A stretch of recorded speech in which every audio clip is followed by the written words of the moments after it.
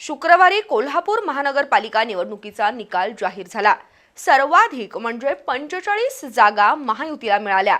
त्यामध्ये भाजपने 26 जागा मिळवल्या तर 34 जागा जिंकलेला काँग्रेस महापालिकेतील सर्वाधिक सदस्य संख्या असलेला पक्ष ठरलाय। पण निवडणूक रिंगणात असलेले उमेदवार आणि निवडून आलेले उमेदवार यांचं प्रमाण पाहिल्यावर भाजपचा स्ट्राइक रेट सर्वात जास्त आहे। भाजपने कोल्हापुरात 36 उमेदवार उभे केले होते, त्यापैकी 26 विजयी झाले, तर काँग्रेसने 74 उमेदवार उभे केले होते, त्यापैकी 34 विजयी झाले। दुसरीकडे जनसुराज्य शक्ती पक्षाने 28 जागा लढवल्या, पण केवळ एकच जागा मिळवली। तर आप आणि राष्ट्रवादी शरद पवार गट यांचा या निवडणुकीत दारुण पराभव झाला। त्यामुळे एक प्रकारे कौन कितने पानी में है हे महापालिका निवडणुकीतून स्पष्ट झालंय। शुक्रवारी कोल्हापूर महापालिका निवडणुकीचा निकाल जाहीर झाला आणि सर्वच राजकीय पक्षांना जनतेची करामत दिसली।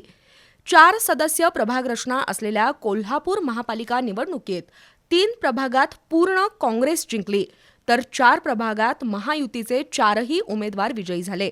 उरलेल्या 13 प्रभागात 4ही उमेदवार एकाच बाजूचे असं चित्र नाही।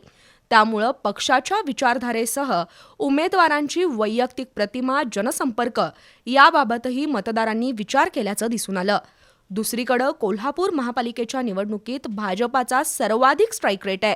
या निवडणुकीत सर्वाधिक म्हणजे 34 जागा काँग्रेसला मिळाल्या। त्यामुळे सिंगल लार्जेस्ट पार्टी काँग्रेस बनली।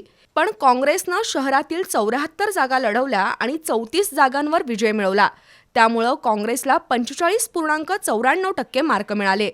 दुसरीकडे भाजपने शहरातील 36 जागा लढवल्या आणि 26 जागांवर विजय मिळवला, म्हणजेच भाजपला 72.22% मार्क मिळालेत।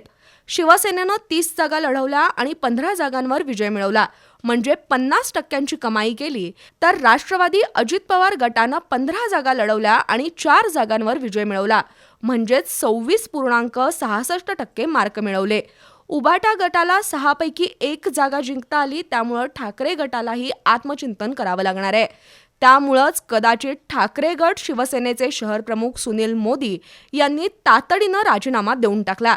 त्याचवेळी जनसुराज्य शक्तीने 28 जागा लढवल्या आणि केवळ 1 जागा जिंकता आली। याशिवाय राष्ट्रवादी शरद पवार गट आणि आपनं कोल्हापूर महापालिका निवडणुकीत 31 जागा लढवल्या, पण एकही जागा जिंकता आली नाही। शरद पवार गटाच्या 15 उमेदवारांचं आणि आपच्या 11 उमेदवारांचं डिपॉझिट जप्त झालं। जनसुराज्यच्या 14 उमेदवारांना आपलं डिपॉझिट वाचवता आलं नाही, तर वंचित आघाडीचा कोल्हापूर महापालिका निवडणुकीत कसलाही प्रभाव दिसला नाही। परिणामी स्ट्राइक रेट पाहता कोल्हापूर महापालिका निवडणुकीत भाजप अव्वल पक्ष ठरलाय।